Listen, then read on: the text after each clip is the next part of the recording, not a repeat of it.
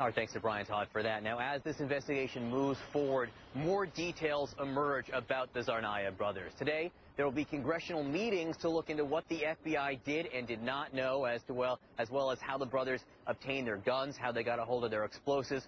Let's bring in Maryland Congressman Dutch Ruppersberger right now. He's the ranking Democrat on the House Intelligence Committee. He's in Baltimore this morning. Thank you so much for joining us, Congressman. Great to see you. Good to be here. Sure.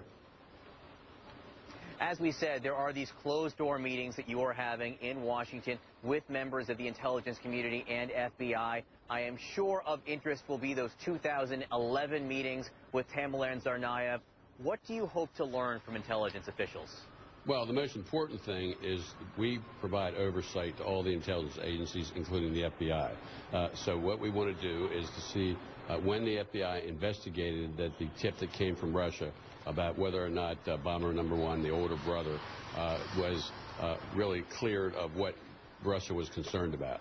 And we will have a classified hearing today at 5 o'clock. Now, I understand there are things you can and can't tell us. Some information Sure. you get is classified, other things not so much.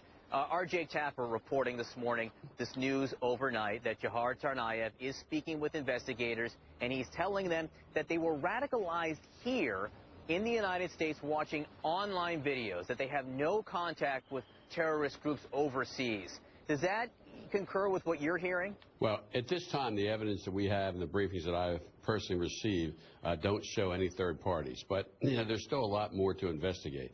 The first thing, when he went to Russia, it seemed when he came back, a lot of things changed. And also his younger brother's attitude started to change.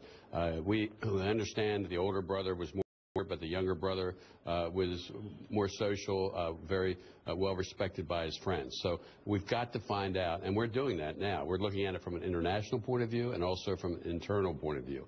And as more evidence comes out about how, when he came back from Russia, did he become more orthodox in his Muslim religion? Did that make him change? And one of the things that we're looking at also is when you have these bombs, what kind of sophistication? How were they trained to make the bombs? The Al-Qaeda puts out a magazine called Inspire that literally gives directions on how to make the type of bombs that were used here.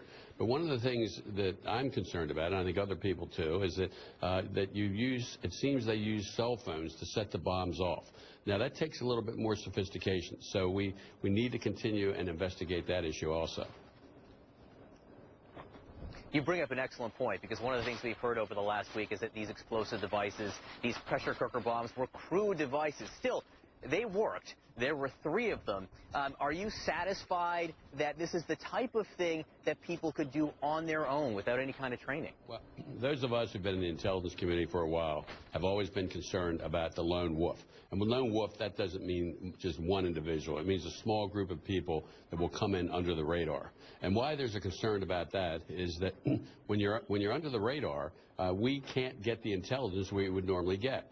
After 9/11, we are the most sophisticated country in the world as it relates to receiving any intelligence from people or from a technical point of view.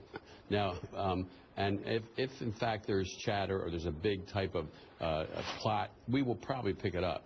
But what worries us are the type of situations like the bomber, the Times Square bomber, the underwear bomber, the shoe bomber.